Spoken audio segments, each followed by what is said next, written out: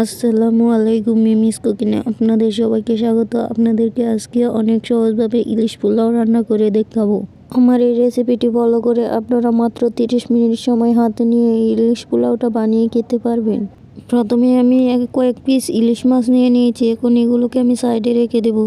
তারপর চুলায় একটি প্যান বসিয়ে দিয়েছি কিছুটা তেল। তারপর এটাতে আমি 1 কাপ পরিমাণ পেঁয়াজ বাটা দিয়েছি। পেঁয়াজ বাটাটাকে আমি ভালোভাবে নেড়ে চেড়ে ভেজে নিচ্ছি, যাতে এটাতে কাঁচা কাঁচা গন্ধটা চলে যায়। তারপর এটাতে আমি 1 কাপ পরিমাণ কাঁচা মরিচ বাটা দিয়ে দিয়েছি। আপনারা চেষ্টা করবেন কাঁচা মরিচটা দেওয়ার জন্য, তাহলে ভালো একটা ফ্লেভার আসবে। তারপর আমি দিয়েছি 1 চা চামচ জিরে গুঁড়া, 1 চা চামচ লবণ, 1 চা চামচ পাঁচফোড়ন, 1 চা চামচ ধনে গুঁড়া, 2 চা চামচ মরিচের গুঁড়া। এগুলো দিয়ে ভালোভাবে আমি এটাকে নেড়ে চেড়ে কষিয়ে নিচ্ছি।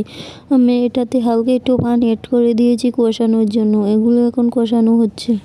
তারপর যখন উপরে তেল বেশি উঠেছে, তারপর আমি আবারও আরেকটু পানি দিয়ে এটাকে ভালোভাবে কষিয়ে নিচ্ছি। আপনারা চেষ্টা করবেন এটাতে পেঁয়াজ বাটাটা একটু বেশি করে দেওয়ার জন্য, তাহলে এটার ফ্লেভারটা ভালো আসবে। মশলাটা আমি ভালোভাবে কষিয়ে নিচ্ছি, যাতে কাঁচা কাঁচা ভাবটা না থাকে। যখন দেখবেন উপর দিয়ে তেল বেশি উঠেছে, তখন আমি 1 পিস করে সবগুলো মাছ দিয়ে দিচ্ছি। মাছগুলো দেওয়ার পর তারপর এটাতে আমি 1 কাপ পরিমাণ গরুর লিকুইড দুধ ব্যবহার করেছি। আপনারা চাইলে এটাতে যে কোনো দোকানের দুধ বা যে কোনো ব্র্যান্ডের দুধ ইউজ করতে পারবেন। আমি মরিচের গুঁড়াটা একটু বেশি ব্যবহার করে ফেলেছি, তাই কালার বেশি চলে এসে পড়েছে। আপনারা যদি সাদা পোলাওটা রান্না করতে চান, তাহলে মরিচের গুঁড়োটা একটু কম করে ব্যবহার করবেন। সবগুলো উপকরণ দিয়ে তারপর দুধটার উপর দিয়ে আমি কিছুটা পেঁয়াজ বেরেস্তা দিয়ে দিয়েছি ছিটিয়ে। এটাকে আমি 10 মিনিটের মতো প্রায় রান্না করে নিয়েছি। মাছগুলো ভালোভাবে সিদ্ধ হয়ে গিয়েছে। এখন আমি এগুলোকে একটু একটু করে তুলে নিচ্ছি। তুলে নেওয়ার পর মশলাটাও আমি একটা বাটিতে সাইড করে রেখে দিয়েছি। এখন আমি আবারও প্যানে একটু তেল দিয়ে আমি 1 কাপ পরিমাণ পেঁয়াজ ভেজে নিচ্ছি।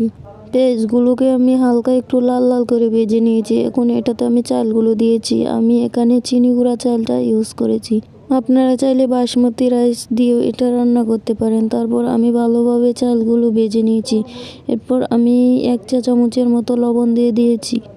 দিয়ে আবারও এটাকে আমি ভালোভাবে ভেজে নিচ্ছি। যতক্ষণ না পর্যন্ত ঝুমঝুম আওয়াজ হবে, ততক্ষণ পর্যন্ত আমি চালগুলোকে ভেজে নেব। চালগুলো ভাজা হয়ে গিয়েছে। এখন আমি পরিমাণ মতো এখানে পানি দিয়ে দিচ্ছি। 2 কাপ চালের জন্য আমি 4 কাপ পানি দিয়েছি। তারপর এটাতে আমি 2 চা চামচের মতো চিনি ব্যবহার করেছি। আপনারা চাইলে এটা ব্যবহার করতে পারেন, নাও করতে পারেন, এটা অপশনাল। তারপর আমি কিছুটা গুঁড়ো দুধ এটাতে ব্যবহার করেছি। মশলাটা যে তুলে রেখেছিলাম, এটাও আমি এখন দিয়ে দিলাম। গুঁড়ো দুধটা দেওয়ার সাথে সাথে নাড়তে হবে, না হলে গুঁড়ো দুধটা জমে যাওয়ার সম্ভাবনা থাকে। এখন এটাকে আমি ঢেকে প্রায় 10 মিনিটের মতো রান্না করে নেব। 5 মিনিট পর পর আমি এটাকে নেড়ে চেড়ে দিচ্ছি। চালগুলো প্রায় আধা সিদ্ধ হয়ে গিয়েছে। এখন এগুলোকে আমি ভালোভাবে ঢেকে আরও 5-6 মিনিটের মতো রান্না করে নিই। পোলাওটা প্রায় হয়ে গিয়েছে। এখন এটা থেকে আমি অর্ধেকটা পোলাও তুলে রাখবো। মাত্র 30 মিনিট সময় হাতে নিয়ে আমার এই ইলিশ পোলাও রেসিপিটি আপনারা বানিয়ে খেতে পারবেন। অনেক সহজভাবে আপনাদেরকে করে দেখিয়ে দিয়েছি।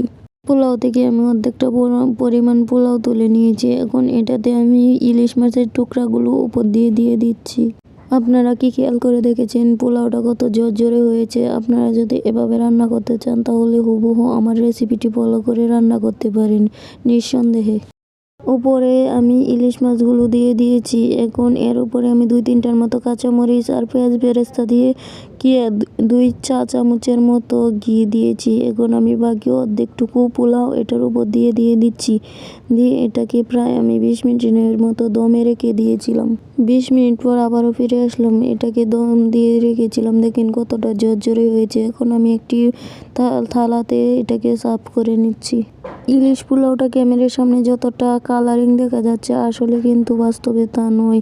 হালকা একটু সাদা সাদাও রয়েছে। আপনাদের কাছে যদি আমার রেসিপিগুলো ভালো লাগে, তাহলে সবাই একটি করে শেয়ার দিয়ে দেবেন আর ফলো দিয়ে পাশে থাকবেন।